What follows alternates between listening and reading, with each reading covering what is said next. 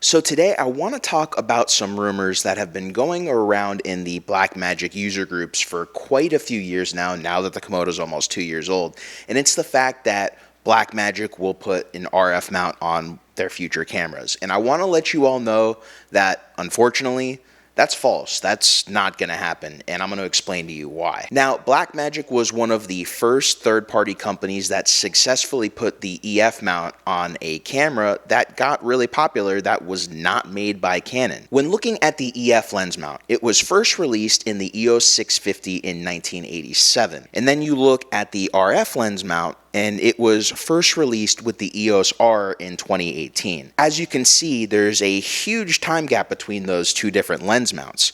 You have over 30 years on the EF lens mount, where you have just 4 years on the RF lens mount. What I'm getting at by letting you know this is the patents were at a completely different place in 2012 when Blackmagic put the EF lens mount on their cameras. The RF lens mount has not been out that long, and RED has been the only third-party company to use the RF lens mount, but they also have a relationship with Canon. I'm not going to get into what their relationship is because honestly, no one's really going to know what it is besides RED. Outside of Canon, outside of RED, I do not see any company using the RF lens mount for the foreseeable future. Could it happen at some point in the future? Absolutely, just like with the EF lens mount. But right now, while the RF mount is still in its infancy, it's just not going to happen. There is a lens mount that Blackmagic could absolutely use, and they haven't joined it yet, which is the LMount, the LMount Alliance. They could absolutely do an LMount camera and get a lot of the same benefits that using the RF mount has, and it's definitely a lot more of an open lens mount than using Canon's RF mount. I mean, look, DJI just joined the LMount Alliance. Blackmagic joined the Micro Four Thirds consortium back in the day when they started doing the Pocket camera, the Pocket 4K. So I don't necessarily know why they wouldn't go for the L mount.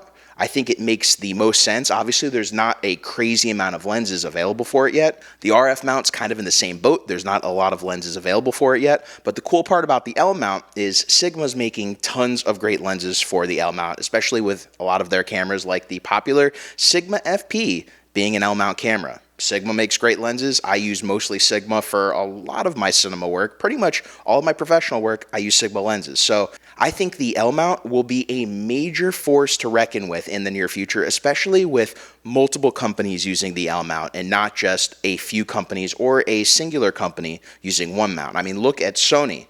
Sony is really the only company using E-mount. It's their mount. Obviously, DJI has just come out with the 4D, which you can get an E-mount option. But even then, at that point, it doesn't make sense to use all of Sony's E-mount lenses on the Ronin 4D just because of how that camera works.